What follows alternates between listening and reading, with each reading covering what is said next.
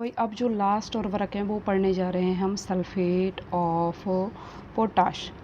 ये लास्ट उर्वरक है हमारा, ठीक है, सल्फेट ऑफ पोटाश। ठीक है भाई, थोड़ा ये स्टैंड नहीं है तो थोड़ा प्रॉपर्ली नहीं लिखा जाता। देखो हम ये बता रहे हैं कि जो पहला हमने म्यूरेट ऑफ पोटाश पढ़ा तो उसकी कमी ये थी कि क्लोराइड के कारण वो विषैला प्रभाव डालता था। तंबाकू है, आलू है, चुकंदर है, चाय है, कॉफ़ी है, इनके पौधों में जब हम वो उर्वरक डालते थे तो क्लोराइड के कारण उसकी जो क्वालिटी है, गुणवत्ता है, वो गिर जाती थी। लेकिन उसका इलाज हमने ढूंढ लिया सल्फेट ऑफ पोटाश।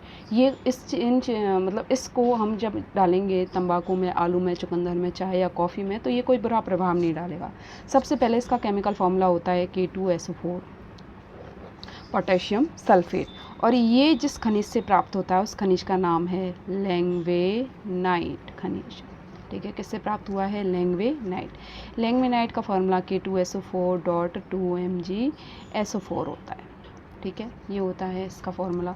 अब हम बात कर रहे हैं कि इसको हम बनाते कैसे हैं। इसको हम बनाते हैं जब KCl की अभिक्रिया गंधक के अम्ल H2SO4 से कराई जाती है तो हमारे सल्फेट ऑफ पोटाश का निर्माण होता है।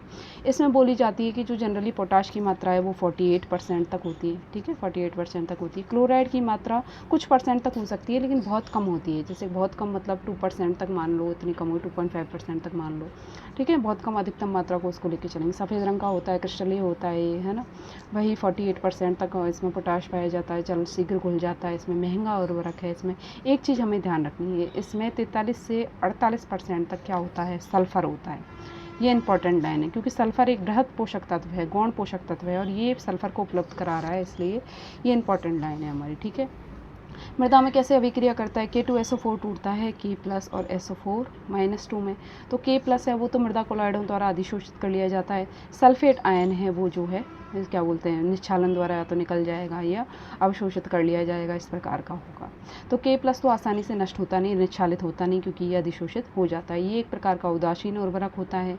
चूने वाली क्षारीय मृदाओं में अपन इसका उपयोग कर सकते हैं, भारी मृदाओं में, हल्की मृदाओं में, मध्यम प्रकार की मृदाओं में, सभी प्रकार की मृदाओं में इसका उपयोग कर सकते हैं। K+ के रूप में फसलें इसको ग्रहण करती हैं, जल में घुलनशील होता है, सभी फसलों में उपयोगी होता है। तंबाकू, आलू, चुकंदर, चाय, कॉफ़ी, प्याज, जो फसलें जिनमें अपन यूज़ नहीं कर पाए थे म्यूरेट ऑफ पोटाश का, इसका उपयोग कर सकते हैं। खट्टे फलों में इसका प्रयोग होता है। ये खट्टे फल में रस की मात्रा को ही बढ़ा देता है। ठीक है, और जिन पौधों में फल नहीं लगते हैं या छोटे फल लगते हैं उनमें भी ये उर्वरक बहुत हेल्प करता है, सल्फेट ऑफ पोटाश। हम कैसे यूज़ लेंगे इसका यूज़ हम लेते हैं बुवाई से पूर्व, लेते हैं खेतों में ऊर कर। खड़ी हुई फसल में हम इसका उपयोग नहीं लेते हैं। तो ये है हमारा सल्फेट ऑफ पोटाश। अब एक एक लाइन पढ़ेंगे भाई। सल्फेट ऑफ पोटाश पढ़ रहे हैं। यह क्लोराइड रहित उर्वरकों में प्रमुख पोटेशियम का उर्वरक है। पोटेशियम सल्फेट इसका सूत्र होता है लैंगवेनाइट K2SO4.2mgSO4 से मिलकर बना होता है। पोटेशियम क्लोराइड की क्रिया गंधक के तेजा मतलब H2SO4 के साथ कराने पर ये बनता है। नेक्स्ट है संगठन की बात करें हम, इसके संगठन की बात देखो।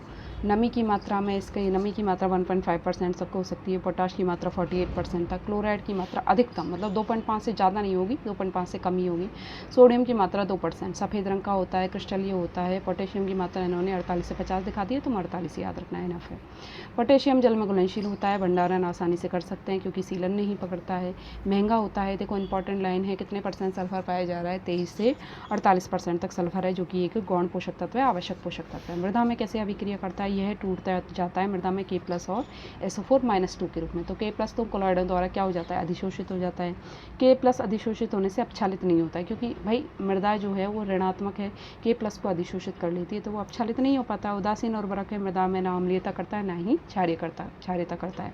चूने वाली क्षारीय मृदाओं में काफ़ी लाभकारी होता है, चाहे भारी मृदाओं में, हल्की और मध्यम मृदा से ज़्यादा लाभकारी होता है। K+ के रूप में फसलें इसको ग्रहण करती हैं। जल में घुलनशील होता है, फसलों को शीघ्रता से प्राप्त हो जाता है, सभी फसलों में उपयोगी होता है, फसलों का उत्पादन एवं गुणवत्ता बढ़ाता है। तंबाकू, आलू, चुकंदर, चाय, कॉफ़ी, प्याज, इन सब में क्या करता है ये? विशेष उपयोगी। पहला वाला था उसका यूज नहीं लेना था। ये खट्टे फलों में रस की मात्रा को बढ़ाता है। जिन पौधों में फल नहीं लगते हैं या छोटे रह जाते हैं उनमें भी ये उर्वरक क्या करता है? लाभ पहुंचाता है। बुवाई से पूर्व इसका उपयोग करते हैं, और कैसे करते हैं? ऊर कर करते हैं, फसलों में बिखेर कर। खड़ी फसल में इसका बिखेर कर उपयोग नहीं करते हैं। तो देखो सारे उर्वरक अब तक हो चुके हैं, सारे उर्वरक हमने पढ़ लिए हैं। सब में हमें याद रखना है, कोई नाइट्रोजन उर्वरक है तो कितने % नाइट्रोजन है, कोई फॉस्फोरस उर्वरक है तो कितने % फॉस्फोरस है, कोई सल्फर वाला है तो कितने % सल्फर है, पोटेशियम वाला है तो कितने % पोटेशियम है, ये याद रखना है।